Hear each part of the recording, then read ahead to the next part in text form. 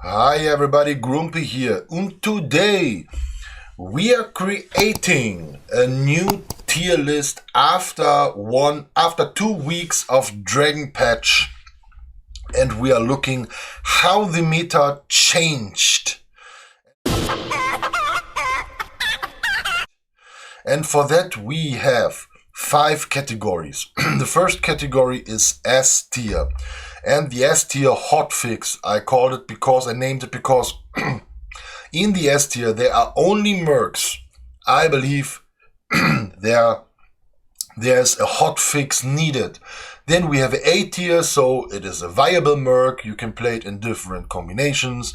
In a B tier, it is a merc you can play, but normally only in one combination. In C tier, there's a merc you sometimes see, but it's don't have any impact on the meta. And D tier, there is again a hot fix called because there are mercs who maybe Blizzard have to hotfix. So we're gonna start with Tavish. Tavish is a good merc, and we place him at the moment in the B tier.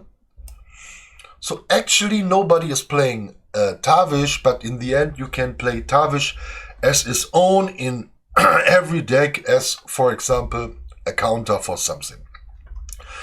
Then we have Belinda. Belinda, we playing her in the A tier, so you can see her in different combinations. And Belinda is also a part of the strongest combination at the moment, the Warden Frost combination, so Belinda definitely A tier.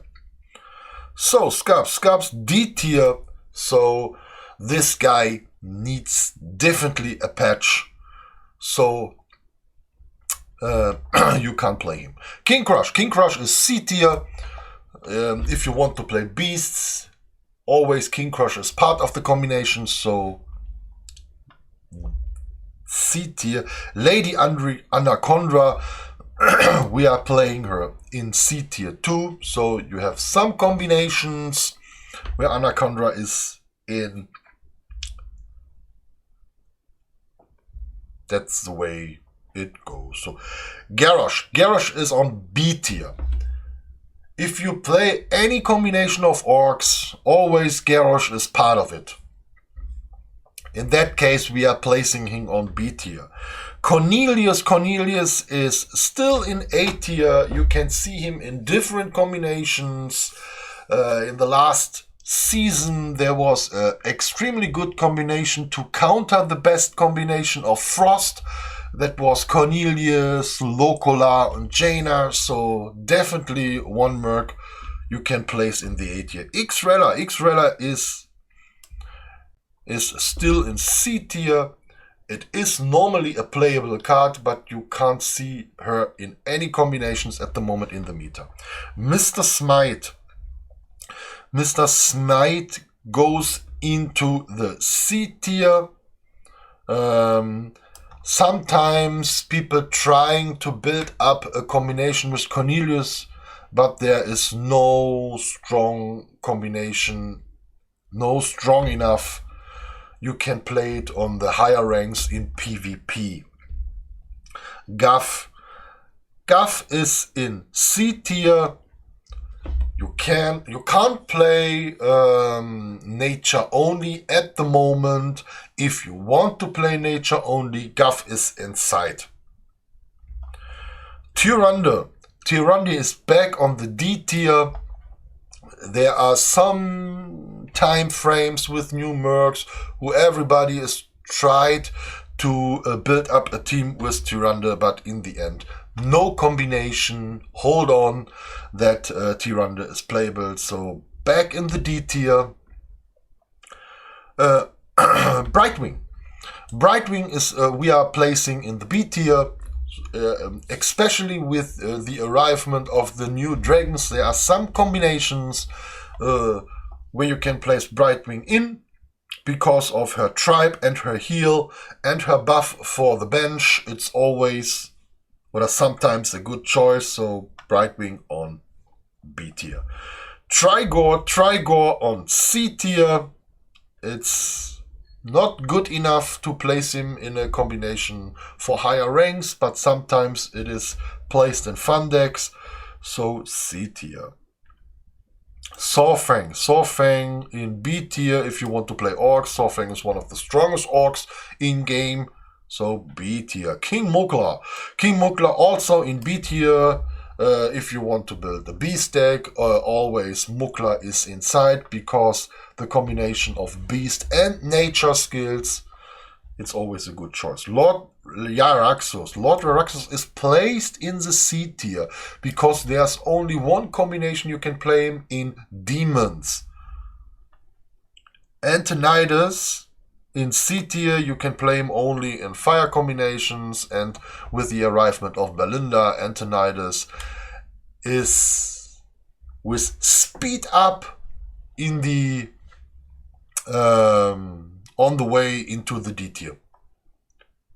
Carol Rowe, definitely D tier. Alex Strazas goes into the B tier because of the arrival from the new dragons. There are some combinations you can play Alex Strazas. Uther is on D tier. There is still no combination with Uther. Maybe in the next weeks we can see, for example, Divine Shield combination that was like everybody was expected or excited after the new mercs. Especially Niao, who arrived, but in the end we can't see any combination yet. Brukan is still A tier. We have so many combinations where we have a nature bank, and there's always Brukan inside, so definitely A tier.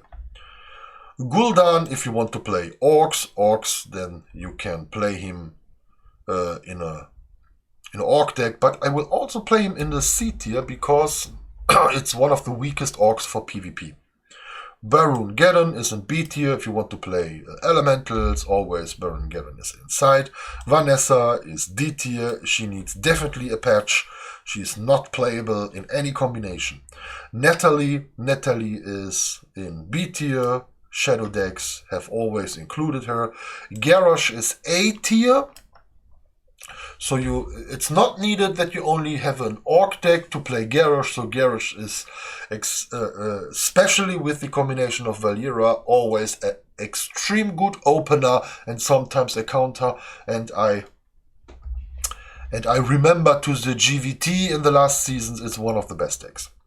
Varian is viable, but you can see him at the moment quite rare, so we place him in the C tier.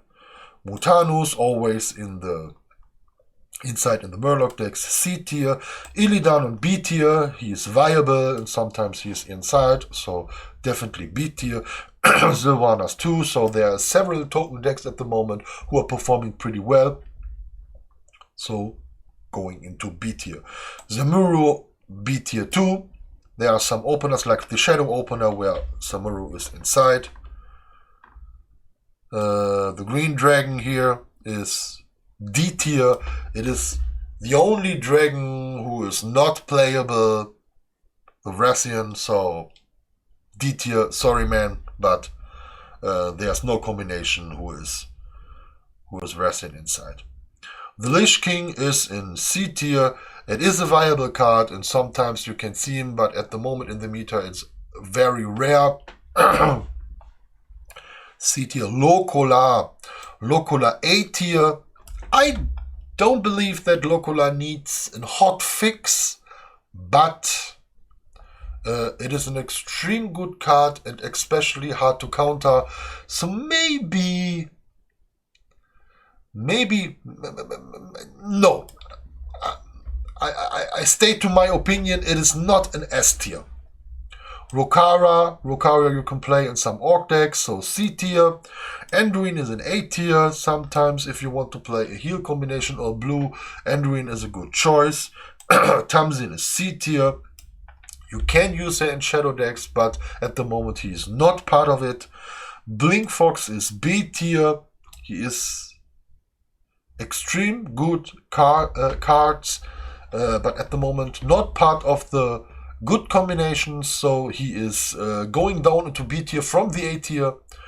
And it is the same for Cairn. Cairn is his first time at the start of the game in B tier. He was always S tier or A tier, but with the new Dragon meta deck, Cairn is going into the B tier. So Murgle is on C tier, you can only play him on Murlocs. Tyrion is in B tier, some combination he have him inside and he can push extremely good the bench in the combination with Illidan and Sylvanas. Gavanga, I would say it is C tier with extremely potential to going into the higher ranks. Here we have to wait how the meta is going. Prophet Villain is B tier because he is not viable. He is not flexible. You can only, most of the time, you can only play him in the combination with Anduin, and that is the reason why he don't place next to Anduin, because Anduin is much more flexible. Valeera is still S tier. Because he's strong, and there are so many discussions about Valeera. Yeah, if she needs a fix about the extreme push of speed, and with the arrival of Locola, we still had a counter for Valeera, but in the end, as you can see, if you want to play beasts, if you want to play tokens, if you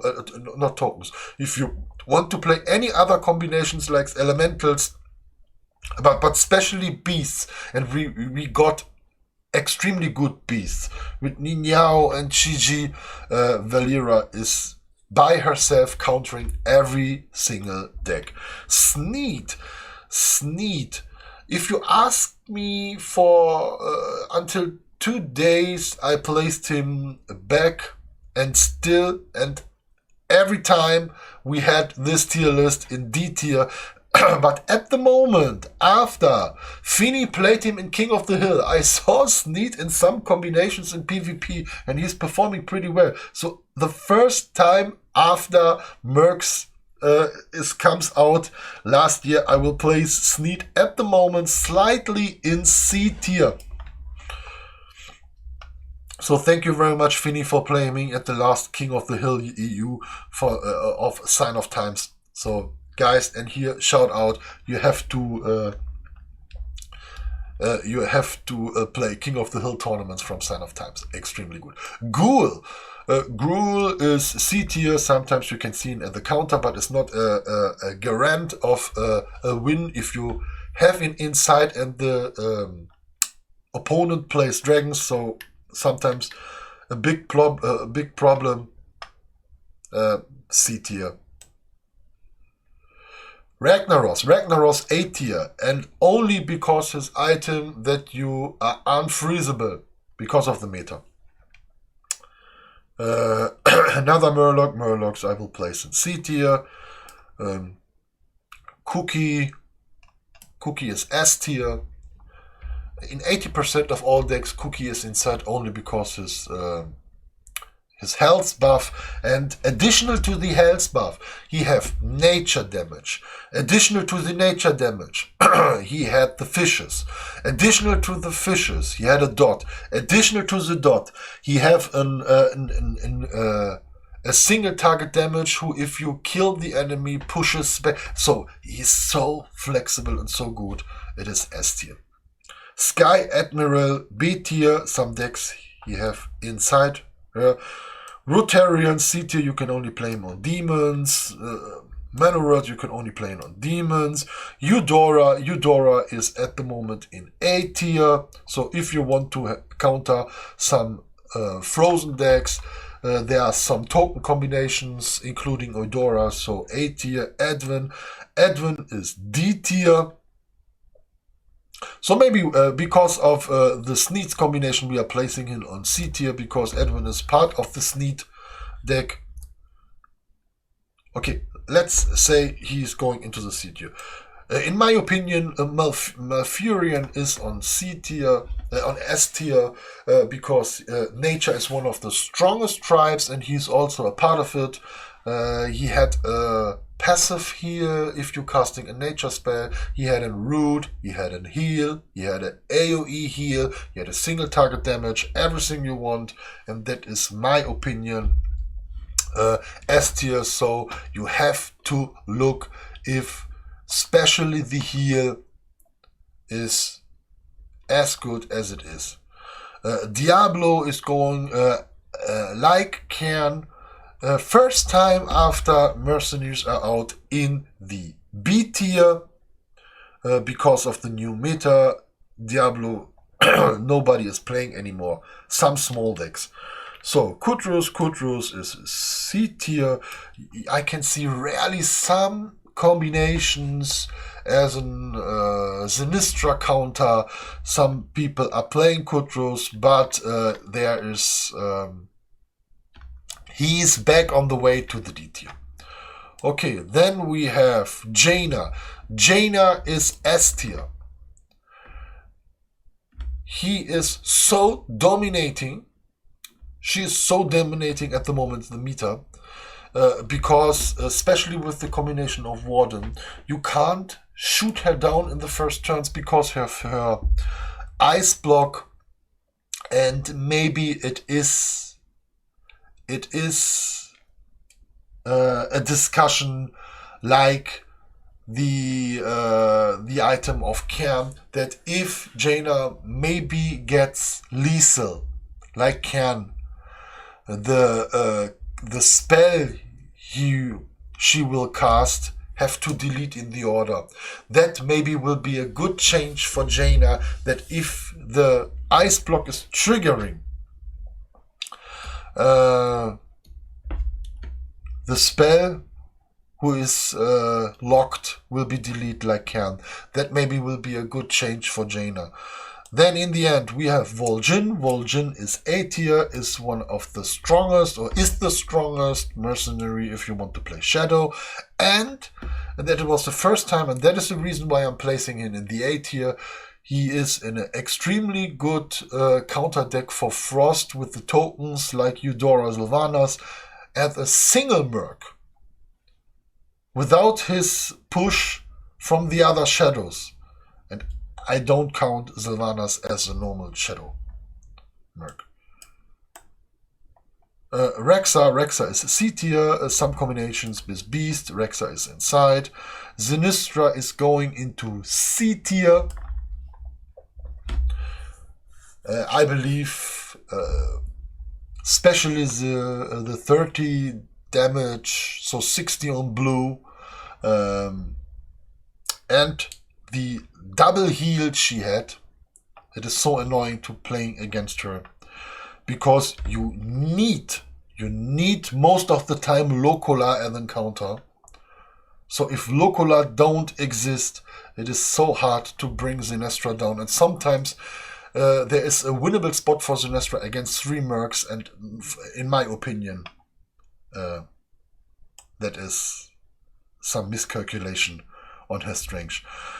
Millhouse still on D tier. The push of arcane damage and the flexible arcane Mercs is not coming as some people are expected. Voon is still on D tier too, so with the arrival of the dragons, maybe you have to think about Voon to give a spot in some decks, but in the end, no Boon decks, so still in D tier. So, and here, maybe it is the strongest Mercs actually in game. It is Warden.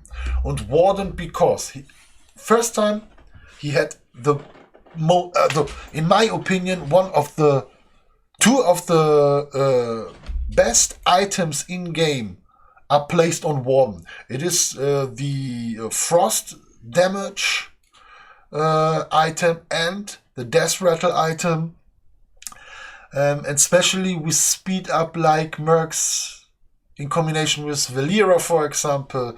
He can snap for 2 in some reasons. Snap is one of the best skills in game. So Warden, in my opinion, needs definitely a hotfix. So this combination here, and as you can see, the best deck at the moment in the meta have extremely high mercs, ranked mercs here in our tier list. It is Valera, Jaina, Warden, Belinda, and Belinda is straight on the way to the S tier. So for that we can have a big discussion, and a lot of people say A tier is too low, you have to place her in the S tier. And here it is the merc I instantly want to see a hotfix on. Okay, Thrall. Thrall is, in my opinion, an A tier. You can place him in several decks. He's doing always a good job. Longjing. Longjing is A tier. It is a good dragon, performing pretty well, have good skills. Shiji is extremely strong, extremely. And if Valera don't exist, Shiji would be overpowered. I tested so many decks with Shiji, and he's performing, if the opponent don't play Valera so strong. There are some combinations the opponent can't kill him, especially in the combination with